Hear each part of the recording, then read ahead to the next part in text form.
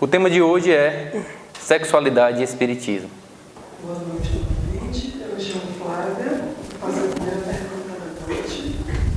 Os espíritos têm sexo?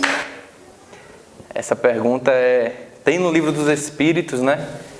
E o que os Espíritos respondem para Kardec é: não como entendeis.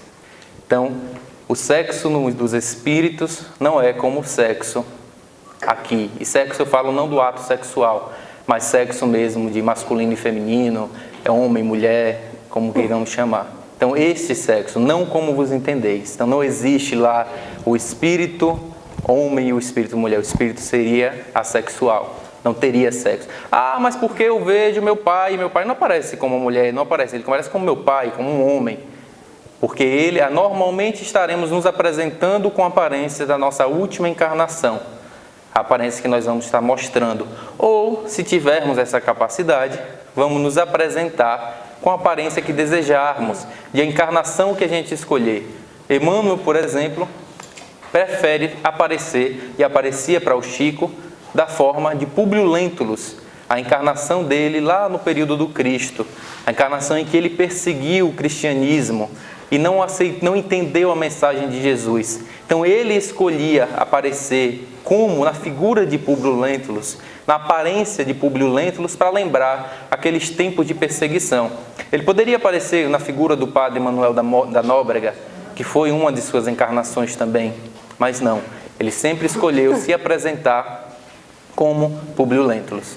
Neto vai ter essa capacidade de escolher a encarnação que ele quiser? Não. Provavelmente, quando eu desencarnar, eu vou me apresentar com a aparência desta minha última encarnação. Até eu ir recordando as minhas outras encarnações, que fui mulher, que fui homem novamente, e eu poder ter essa capacidade de escolher. E tudo tem um objetivo. O objetivo do Emmanuel em aparecer como Públio Lentulus é um objetivo nobre, que era relembrar o tempo que ele perseguia os cristãos, que ele não aceitava o Cristo. E com isso, lembrar qual a sua missão depois que ele entendeu essa mensagem. Boa noite, meu nome é Virgínia. Sabemos que o sexo ainda é um tabu para a nossa sociedade. Qual a posição do espiritismo em relação ao sexo? O sexo é um tabu ainda para a nossa sociedade e, diríamos mais, também para praticamente todas as religiões. Normalmente é um tema que, quando a gente vai trazer para uma casa espírita, ou a gente lê, oh meu Deus, eu li o Sexo e Destino do André Luiz, eu li o Sexo e Consciência do Divaldo Franco, eu li algum livro e eu quero me esclarecer. E aí chega na casa espírita, ou chega na igreja católica, e quando a gente começa a conversar sobre o tema, o tabu, né? Não, depois a gente conversa sobre isso. Ou não é desse jeito. E não é levado de maneira natural, que é assim que o espiritismo vê o sexo, de maneira natural. Foi algo criado por Deus, que existe na nossa sociedade, existe na nossa condição de homem, de humano, de ser humano, e é necessário. Os Espíritos nos dizem que as forças genésicas são extremamente importantes, são extremamente poderosas e poderão ser utilizadas não só para o ato sexual, não só para uma atração entre duas pessoas, mas para a arte, mas para outras atividades, para o nosso trabalho. Então, quando a gente conseguir canalizar essa energia, como nós vamos responder hoje, durante essa noite, quando conseguirmos atingir esse nível de canalização de energia que alguns espíritos conseguiram enquanto encarnados, nós poderemos fazer coisas que atualmente a gente falaria, não, isso é impossível eu fazer. Um grande avanço de maneira intelectual, um grande avanço na arte que nós fazemos, por exemplo, uma pintura, um grande avanço no nosso trabalho, seja ele qual for, mas ainda estamos tentando aprender isso. Alguns espíritos, alguns artistas já conseguiram e já fizeram e deixaram o seu exemplo, mas nós ainda estamos caminhando.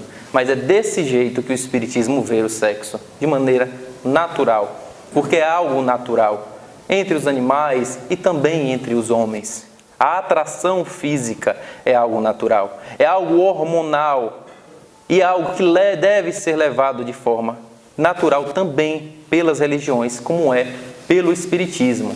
O que o espiritismo vai falar é em relação à promiscuidade, é em relação ao abuso.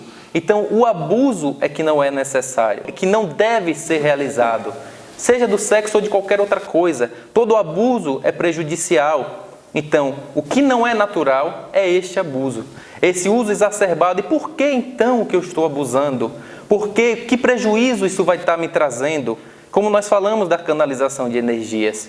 Se eu estou me desgastando demais, desgastando os meus hormônios, desgastando as minhas energias genésicas, que nós falamos que é muito importante, que energia eu vou ter na hora que eu sentar para estudar um conteúdo da faculdade? Ah, mas eu tenho muita energia sobrando. Tem agora, mas mais para frente essa energia vai se esgotando. E se eu não aprender a canalizar isso, se eu abusar na questão sexual, por exemplo, eu não vou ter mais essa energia e esse vigor que eu tenho tanto para o sexo, eu não vou ter para as outras áreas da minha vida que são importantes também. Então não encarnamos somente para nos dedicar ao sexo. O sexo é algo natural, mas é uma parte da vida. Precisamos entender que existe muito mais para a gente evoluir. E essa energia precisa ser colocada nessas outras questões também. Boa noite, meu nome é Karine. Vamos passar agora para a pergunta que veio do Instagram. O que diz o Espiritismo sobre práticas sexuais não convencionais e sobre o sexo casual? Práticas sexuais não convencionais. A mesma me passou mais cedo que para a pessoa que enviou a pergunta, a gente perguntou o que seriam essas práticas sexuais não convencionais. Porque se a gente fosse responder somente pela pergunta, poderíamos seguir por vários caminhos que eu poderia considerar prática sexual não convencional.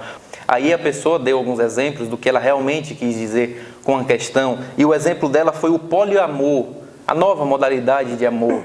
É a prática sexual, me perdoem o exemplo, por exemplo, de Renildo e Cláudia, que são um casal, e vamos virar agora um trisal, não é isso? Eu, Renildo e Cláudia seremos esse casal agora, a partir de hoje que decidimos isso entre nós. Isso seria um exemplo de um poliamor, que foi o que a pessoa quis perguntar. E aí ele pergunta o que o Espiritismo diz sobre essas práticas sexuais não convencionais. O mesmo que nós dissemos lá atrás, a questão do abuso. Será que é necessário mesmo que Renildo e Cláudia precisam de uma outra pessoa na relação deles dois? Isso sexualmente falando, eu quero dizer. E aí nós vamos mais a fundo em relação ao afeto, à ternura. Será que os dois sozinhos não conseguem se completar e se satisfazer no âmbito emocional e, obviamente, no âmbito sexual? E se preencher os dois, eles precisam me convidar para esta relação e se transformar em um trisal, se transformar em um poliamor? E a gente, mas a gente vai se amar. Será que a gente vai se amar? Os três vão se amar da mesma forma? Que eu amarei Cláudia, eu amarei Renildo do mesmo nível? Provavelmente não. Provavelmente, ou eu vou gostar mais de um, ou eu vou gostar mais de outro. Provavelmente Cláudia vai gostar mais de um, vai gostar mais de outro. E aí isso vai começar a desequilibrar a relação.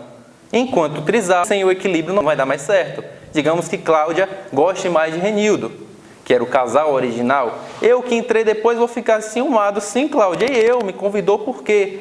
Mais ou menos assim, o equilíbrio foi perdido. Então, este casal que veio com uma proposta de se tornar um trisal, precisa refletir sobre isso inicialmente e perceber, é necessário mesmo? A gente não pode resolver as nossas questões entre nós dois? Será que nós não podemos chegar a este equilíbrio e voltar a nos preencher e perceber que não precisa de fato de uma terceira pessoa nessa relação? Ah, Neto, mas eu vi alguns estudos que algumas pessoas dizem conseguir amar igual às outras duas pessoas. Que as pessoas dizem conseguir se manter nessa relação de uma forma saudável por vários anos. Que bom! Mas não é uma regra para todas as pessoas. Então, o que o Espiritismo vai dizer é isso. Digamos que eu, Renildo e Cláudia seja esse casal que acha isso perfeito e maravilhoso. Se está bom para nós três, o mundo não tem o que falar sobre isso. E a doutrina também não vai julgar de nenhuma forma. Agora, se chegar o momento do desequilíbrio, aí nós vamos perceber que esta modalidade de amor não é a ideal para nós. Esta modalidade de amor não é a ideal para que nós dois sublimemos juntos. Porque a gente fala de sublimação, vamos sublimar, é somente a castidade. Vamos sublimar, então, é eu não ficar com ninguém e eu ficar isolado do mundo porque eu não posso ter relação com ninguém, porque é proibido e o Espiritismo não proíbe nada. Que o Espiritismo vai alertar é para este abuso e para a busca do nosso equilíbrio. Eu posso me equilibrar essas energias genésicas sozinho.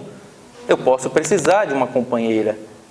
Eu posso precisar de uma outra pessoa, mas isso vai de cada espírito, de cada experiência na atual encarnação. Então precisamos, o que o Espiritismo vai dizer sobre essas práticas sexuais não convencionais é: pare e pense e veja se isso realmente vai trazer o seu equilíbrio, o equilíbrio das suas energias, das suas forças sexuais, e se é de fato necessário essa prática sexual não convencional. A próxima pergunta agora, também veio do Instagram, diz o seguinte: apetite sexual aumentado e constante pode ser influenciado por algum tipo de entidade espiritual? Interessante, né? Pode e não pode. O apetite sexual aumentado pode ter a ver com o hormônio, que muitas vezes está desregulado no nosso corpo, e aí o meu apetite, a minha libido é muito alto, pode ter a ver também com a desregulação hormonal. Ah, mas eu fiz os exames, meus hormônios estão ok, está ótimo, e eu tenho um apetite sexual. Mas não, pode não ser o hormônio então, pode ser simplesmente o desejo.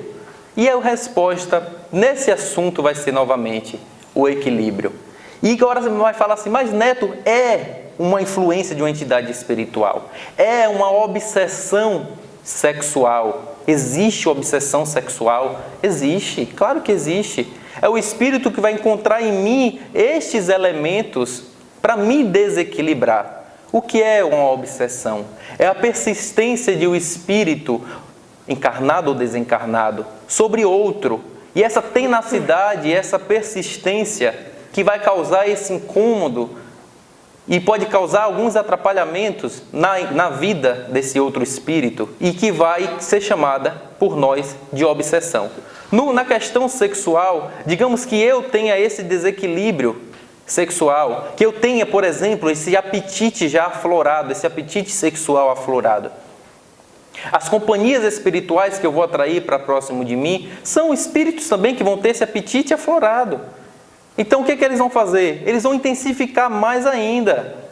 Então o apetite que eu achava que eu tinha, que por exemplo, seria: meu Deus, eu preciso fazer sexo com 2 pessoas por dia, ou eu preciso fazer sexo todo dia, senão eu não fico satisfeito. O que esses espíritos vão fazer? Você tem que fazer agora com 5 pessoas, ou 5 vezes ao dia, porque 2 mais não lhe satisfazem. E isso vai aumentar cada vez mais. Então isso já era meu. Os espíritos só utilizaram do que eu já tinha para aumentar cada vez mais. Agora, Neto, mas eu não sou obsidiado. Eu tenho um apetite aflorado, mas eu tento me espiritualizar cada vez mais. Sim, não quer dizer que porque eu tenho essa tendência que eu vou ter que ficar atraindo espíritos com apetite sexual aflorado. Não, eu posso sim buscar um caminho de me espiritualizar. É o equilíbrio novamente que nós falamos anteriormente. É eu ter essa necessidade fisiológica minha de relações sexuais todos os dias. E o que eu vou fazer? Eu vou ter que ter? Não vou ter que ter. Eu vou ter que procurar uma pessoa para estar ao meu lado e ter uma relação equilibrada. Eu vou ter que procurar alguém que junto comigo, e quando os dois sentirem essa necessidade do sexo, aí o ato sexual vai acontecer. Não adianta eu ter o apetite sexual. Foi a pergunta de antes de ontem para a Hélia. Alguém fez uma pergunta para a palestrante que falou: eu gosto muito de sexo, mas o que eu vou fazer para canalizar essas energias quando a minha companheira não está disposta? E ela foi muito feliz em sua resposta. O que você vai fazer? Se sua companheira não está disposta, você vai canalizar essas energias para uma outra atividade. Você vai fazer com que essas energias sejam liberadas de uma outra forma. E que tantas outras formas tem isso. No estudo, numa corrida, no exercício físico.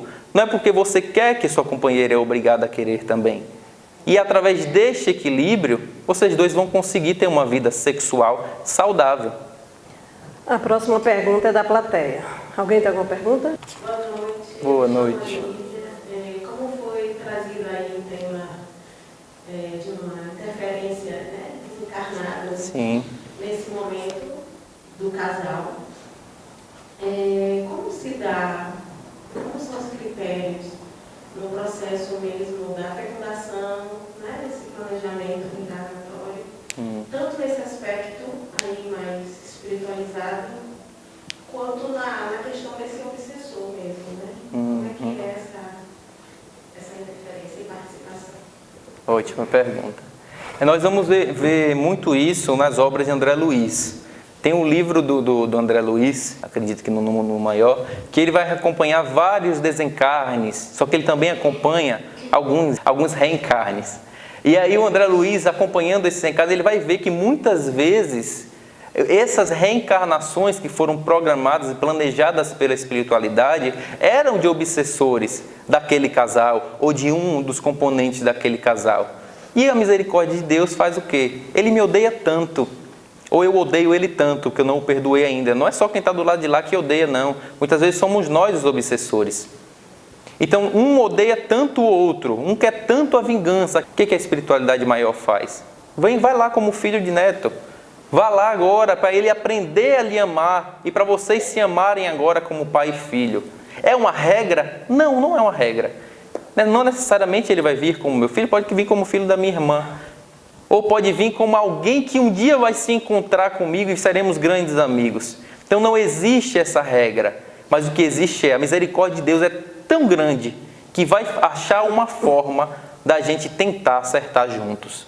E nada melhor do que acertar juntos encarnados, porque a gente não lembra do passado, por causa do véu do esquecimento, que é a misericórdia de Deus. Então, se eu não lembro o que eu e Karine tem do passado, o que foi que eu fiz para ela, o que foi que ela fez para mim, qual é o ódio que a gente alimenta tanto entre um outro, nada melhor do que, vão agora os dois encarnar, ao invés de os dois ficarem aqui tentando se matar na espiritualidade, e vão ser amigos lá, que um dia vocês vão se encontrar em um centro. E mesmo que não seja para sempre que vocês convivam juntos, mas naquele pouco tempo, já que os dois vão estar com o objetivo de se espiritualizar, vocês vão tentar conviver bem. E vão tentar criar um sentimento de fraternidade entre ambos. Olha a oportunidade aí. E como foi que essa oportunidade veio? A partir de um casal fazendo sexo, que deu oportunidade para eu reencarnar e que deu oportunidade para a Karine reencarnar. Então, seja como for, nós estamos aqui por causa do sexo. Por isso que é um tema que deve ser levado com naturalidade. Por isso que é um tema que é tão importante, por isso que essa energia genésica, ela é tão importante. Porque é a energia que tem a força de gerar uma vida. É a energia que tem a força de fazer depois a mulher conseguir a formação de um corpo e aquele espírito ter a oportunidade de reencarnar. Então, é maravilhoso.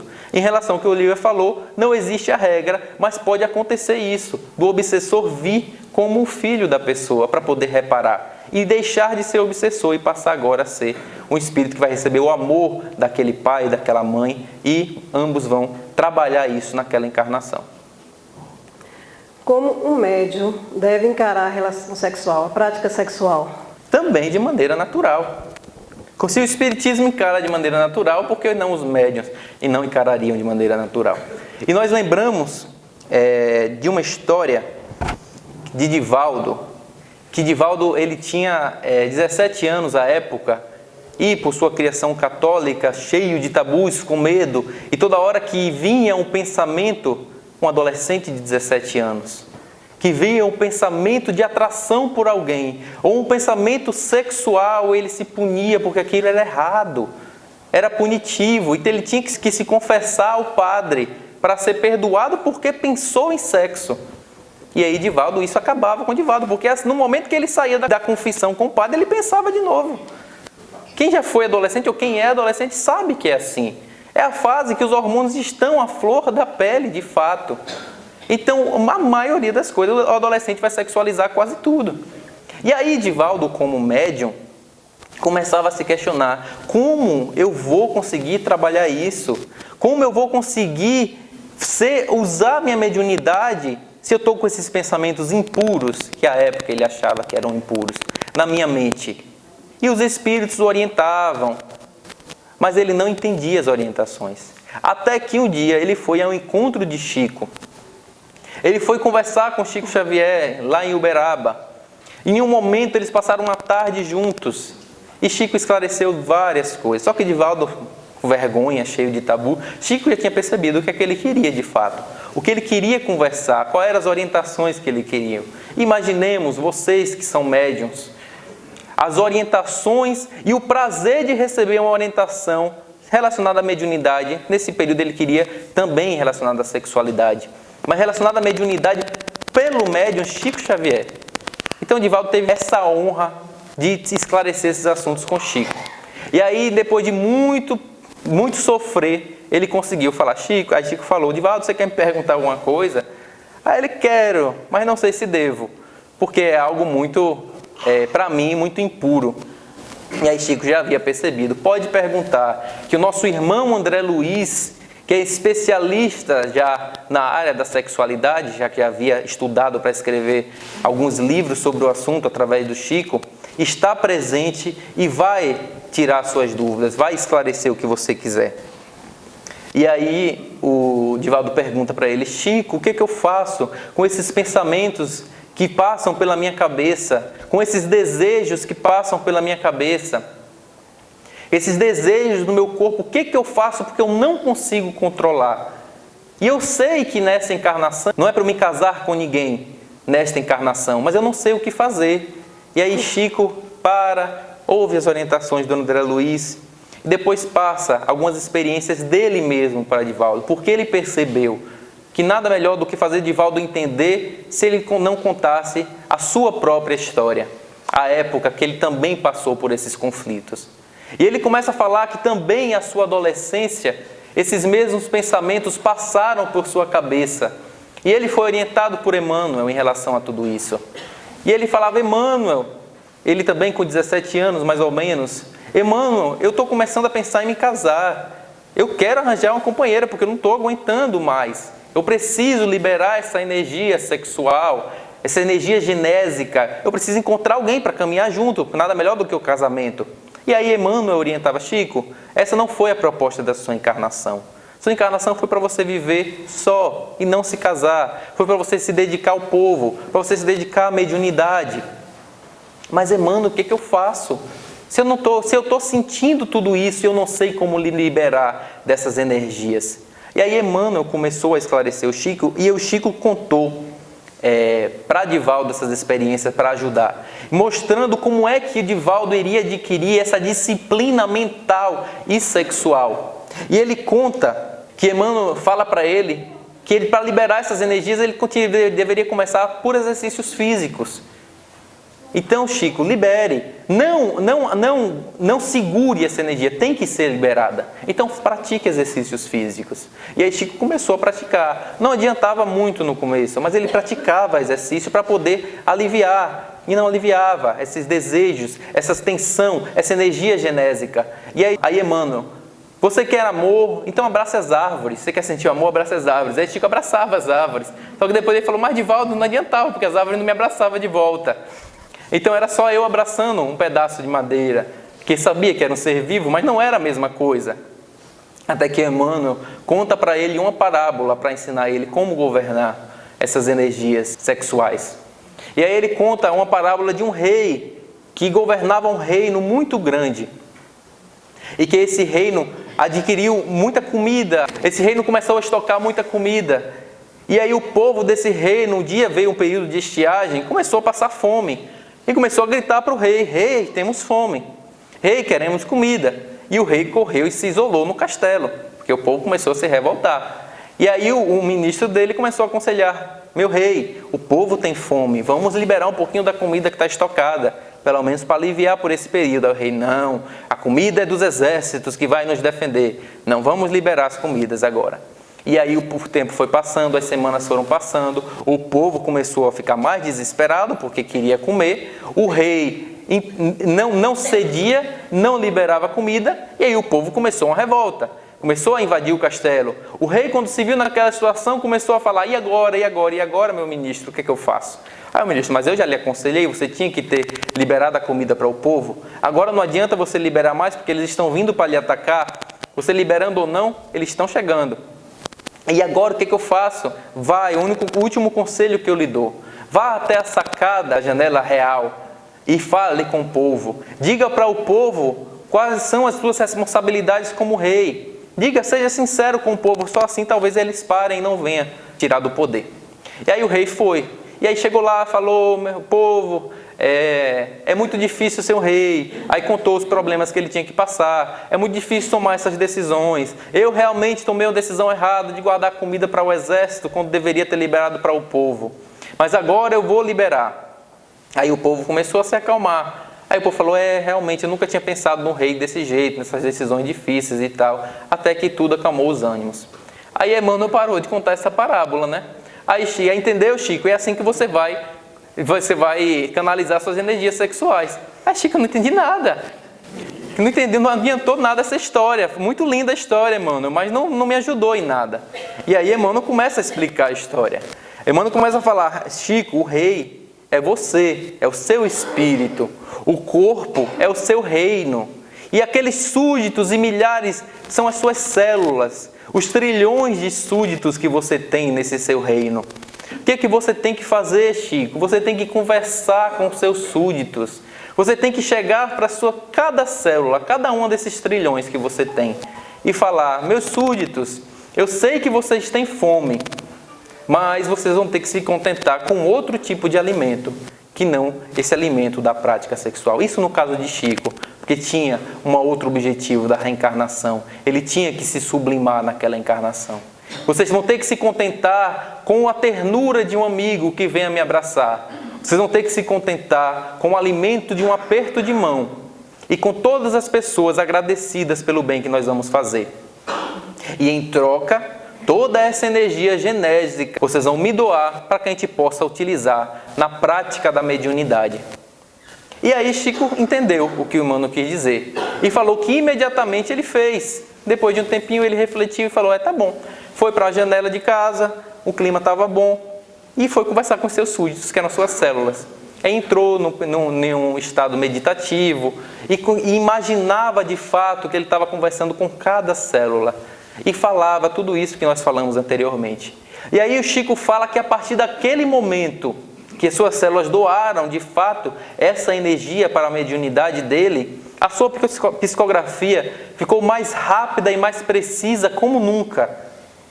E a partir dali, sempre que ele via que tinha energia demais acumulada, ele tinha que ter uma conversinha com seus súditos, com as suas células, para dar uma liberada na energia e se alimentar de uma outra forma. Aí o Divaldo entendeu. Aí o Divaldo também passou a fazer isso. E esses conflitos, naquele momento, se acalmaram. Eles conseguiram, de fato, porque era o objetivo da encarnação deles dois, de não ter ninguém como companheiro, de não ter ninguém ao seu lado na questão do casamento e vivendo juntos, e sim se dedicar à mediunidade. E essa dica do Emmanuel serviu tanto para Chico quanto Divaldo. Então, como o médium deve encarar a prática sexual com naturalidade. No caso do Chico e do Divaldo, a missão deles era muito grande. No caso de nós, Neto, mas eu não vou fazer isso. Mas faça de vez em quando. Tenha essa conversa com os seus súditos e com toda essa energia que está sobrando e coloque essa energia em alguma outra coisa. Se for na questão da mediunidade, na mediunidade. Mas, se não é esse o nosso objetivo, que tenhamos também relações sexuais saudáveis. Existe superação da promiscuidade? Existe. Acredito que nós acabamos falando um pouquinho sobre isso. E lembramos da figura de Maria de Magdala, Maria Madalena do Evangelho. Na questão da prostituição, que também poderíamos ver como a questão da promiscuidade. Ela que tinha as orgias que ela participava com os senadores romanos, e ela que tinha ali, que era na região de Magdala, muito famosa, e todos os grandes homens da região queriam se deitar com ela, ela que conseguiu, de fato, superar esta promiscuidade. Se fôssemos contar a história da Maria de Magdala, a gente levaria o resto do tempo. Mas, só para complementar, é isso. Ela conseguiu superar essa questão da promiscuidade. Ela conseguiu canalizar essas energias e realizar a sua transformação interior. E a gente também pode fazer isso. Como? Fazendo tudo isso que nós falamos anteriormente, buscando uma relação equilibrada, buscando uma relação, uma prática sexual saudável e buscando nos transformar. Toda essa energia genésica que é muito importante, aplicando também em outras situações da nossa vida, que não seja a prática sexual. Lembramos que não estamos falando para demonizar a prática sexual, estamos tentando naturalizar, mas também não estamos falando que temos que praticar o tempo todo. Estamos tentando buscar um equilíbrio. Toda a nossa vida vai se resumir em equilíbrio. Pergunta agora para a plateia. Boa noite. Boa noite. Chamo Matheus. Um dia, conversando e ela falando de um amigo dela. Seria sobre essa questão da masturbação. Certo. Essas energias, gastar essas energias sozinho, seria a pergunta: como o Espiritismo encara essa prática? O Espiritismo encara também como algo fisiológico. O Espiritismo encararia, aí, por exemplo, então por que Chico Xavier não falou para Divaldo se masturbar? Porque ele foi falar toda essa história da questão de ele canalizar as energias para a mediunidade. Ele poderia ter falado: Divaldo, pratica a masturbação, você vai estar liberando a energia também. Porque o objetivo do Divaldo era outro. E qual é o nosso objetivo? Então Neto pode? Então Mateus pode? Poder pode. A questão é o equilíbrio. Eu não posso, ao invés de estar praticando a masturbação, canalizar essa energia para alguma outra coisa, posso. E numa prática sexual saudável, vai chegar ao ponto que eu nem vou precisar da prática da masturbação. Se eu vou ter alguém ao meu lado, uma relação saudável e equilibrada, então a gente vai, nos momentos certos haverá o ato sexual também, a prática sexual. Então a masturbação não será tão necessária. Mas o Espiritismo não vai demonizar a masturbação. Não vai falar que é errado, que não deve ser feito. E também não vai falar que deve ser feito o tempo todo. Tudo é o equilíbrio. Próxima pergunta agora veio do WhatsApp. Almas gêmeas existem? Não existe alma gêmea no sentido da novela Alma Gêmea, como que aquele dois casais foi criado para ficar junto e para sempre, sempre, sempre, em todas as encarnações. E algumas pessoas imaginam que a alma gêmea foram dois espíritos que foram criados ao mesmo tempo por Deus. Isso não vai acontecer. Não é desse jeito. Nós somos criados separados. Nós somos criados, Deus não criou, olha, Renildo e Cláudia vão ficar juntos por toda a eternidade. E aí colocou já nos dois ali, impregnado, vão ser almas gêmeas. Está lá o registro no DNA dos dois, na hora da criação, DNA espiritual. E aí os dois vão se encontrar, onde quer que eles nasçam, de qual época que for, de qual planeta que for, os dois vão se encontrar, porque eles são alma gêmea. Tem gente que pensa desse jeito. Não, desse jeito não existe. O que vai existir? São espíritos afins. E Renildo e Cláudia, que já usei como exemplo, eles podem ser espíritos extremamente afins. Eles se completam. Então, quando tiver a oportunidade dos dois estarem encarnados e reencarnarem no mesmo período, não vai reencarnar, por exemplo, Renildo reencarnou em 1930. Cláudia reencarnou em 1990. Encontrei a minha alma gêmea e vai ficar junto com o Renildo. Não vai ser desse jeito. Agora, os dois são espíritos afins. Eles podem se encontrar na encarnação, não somente para ser marido e mulher, não somente para ter a prática sexual juntos. Digamos que Cláudia já encarnou em uma outra encarnação, já está casada e encontra aquele espírito que é afim dela, que é Renildo, reencarnado também. Vão ser grandes amigos. Digamos que Cláudia reencarnou e está vivendo e Renildo não reencarnou. Ele vai continuar amando ela de maneira fraternal, porque nós vamos entender o amor fraternal de verdade. E vai acompanhar ela, vai protegê-la e não vai ficar com ciúme porque ela vai arranjar um outro marido naquela encarnação. Não foi eu, Deus não permitiu que eu encarnasse. Então eu vou virar o obsessor dela ou daquele casal. Então aquele amor dele se transformou em obsessão. Então desse jeito que os espíritos afins. Ele vai acompanhar ela encarnada ou não, e se os dois ficarem encarnados e não vierem para andarem juntos enquanto casal, serão provavelmente grandes amigos, ou se nunca se encontrarem na encarnação, vão estar se encontrando no mundo espiritual. Renildo reencarnou na Rússia, Cláudia reencarnou no Brasil. Nenhum dos dois nunca vai viajar para nenhum desses dois países. No mundo espiritual, não tenha dúvida que os dois espíritos se encontram e continuam juntos, conversando e trocando informações, que vai ajudar um e o outro na sua evolução. Viver a dois é um desafio. Como lidar com as diferenças no casamento e com situações de infidelidade? É com sabedoria, com calma, com paciência e tentar superar tudo isso. As diferenças vão existir sempre. Então, você casado ou você não casado, você não vai encontrar ninguém igual a você. Você não vai encontrar ninguém que pense igual em tudo. Então, se a gente decidir, mas eu quero alguém para andar do meu lado, saiba que vai ter os desafios. Saiba que em alguns pontos a pessoa vai discordar de você. Você vai querer ir pela direita, a pessoa vai querer ir pela esquerda. E vocês juntos vão ter que encontrar um equilíbrio. E como lidar com isso? Digamos que um dos dois foi infiel. Digamos que um dos dois, como é que eu vou fazer agora? Vai ter que perdoar se quiser continuar naquela relação.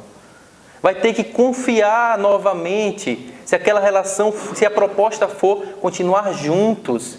Porque pode acontecer com qualquer um de nós. Eu posso ser o traidor, como também posso ser a pessoa traída. Então, essa questão da infidelidade é muito delicada. E como eu não estou conseguindo? Vamos buscar uma terapia. Buscar uma terapia de casal não é só tudo, não é tudo espiritual. Vamos buscar uma terapia de casal para a gente resolver essas questões. Vamos buscar uma terapia individual, se eu ainda não conseguir uma de casal. Vamos buscar a espiritualidade, sim, para que a gente se equilibre e que a gente possa ter forças para esse perdão, mas o perdão de verdade. Perdoou. Não vai esquecer, porque ninguém esquece, ninguém apaga nada da memória. Mas perdoou. A partir dali, na próxima briga, não vamos trazer à tona de novo aquela questão. A briga é outra, a briga é nova. Vamos agora resolver aquele problema novo. A questão da infidelidade, se você perdoou, perdoou. Agora você está trabalhando a confiança novamente. Então, veio uma nova briga, não puxa aquele assunto do passado mais não. Vamos continuar e seguir em frente. E se precisar de ajuda, vamos pedir ajuda. Ao mundo espiritual, sempre nas nossas orações. E também aos profissionais da terra que são preparados para nos ajudar também. Uma pergunta aqui agora da plateia fala o seguinte: no mundo atual, é fato na sociedade contemporânea a união de casais homossexuais. Como o Espiritismo avalia, segundo a doutrina espírita, essas uniões?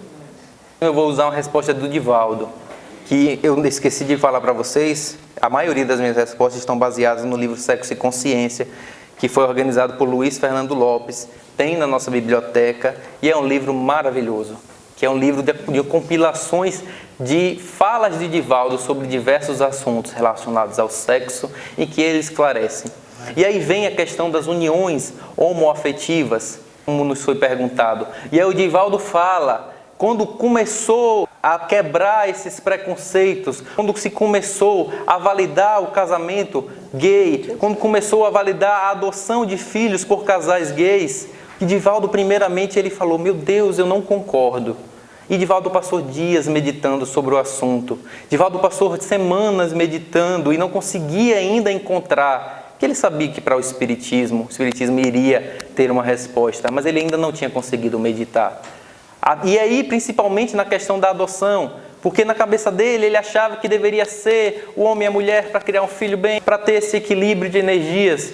Até que, depois de um tempo meditando, Joana de Ângeles aparece para ele e fala, Divaldo, se é a expressão afetiva dessa pessoa na atual encarnação, você, enquanto espírita, antes de tudo, tem que amar e tem que respeitar.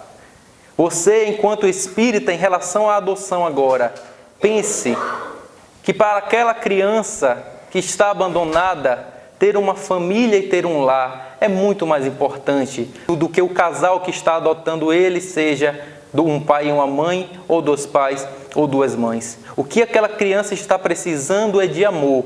Então, se o casal, seja ele heterossexual ou homossexual, tem a proposta de constituir uma família, é uma proposta nobre e nós, enquanto espíritas, deveremos respeitar. O que a doutrina vai falar, isso serve para todas as formas de amor, seja ela hetero ou homossexual. O que a doutrina vai falar é a questão do equilíbrio. O que nós sempre deveremos orientar é a não promiscuidade, é equilibrar suas energias sexuais. Então é muito melhor uma pessoa ser homossexual e ter a sua vida reta, e ser uma pessoa que está tentando se espiritualizar, e ter um parceiro fixo, uma parceira fixa, e estar ali juntos, crescendo e se espiritualizando, e trabalhando e se melhorando e fazendo bem, do que um heterossexual promíscuo. Só porque é heterossexual vai ser superior? Não, Divaldo.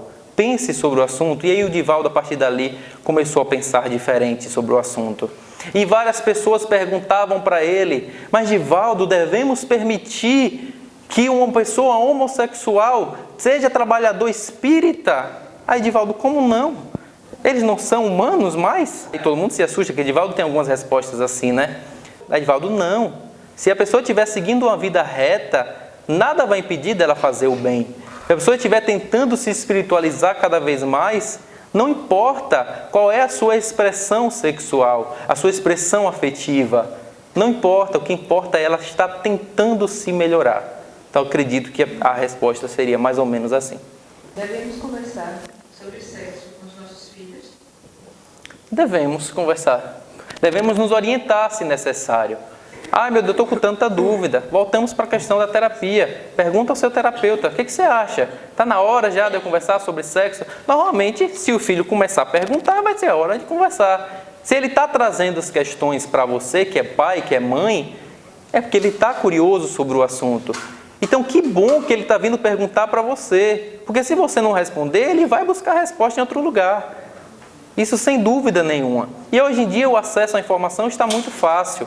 Mesmo com muitos controles que nós temos, na escola ele vai conversar com os amigos sobre. Ele vai pegar o celular e vai lá digitar no Google todas as suas dúvidas.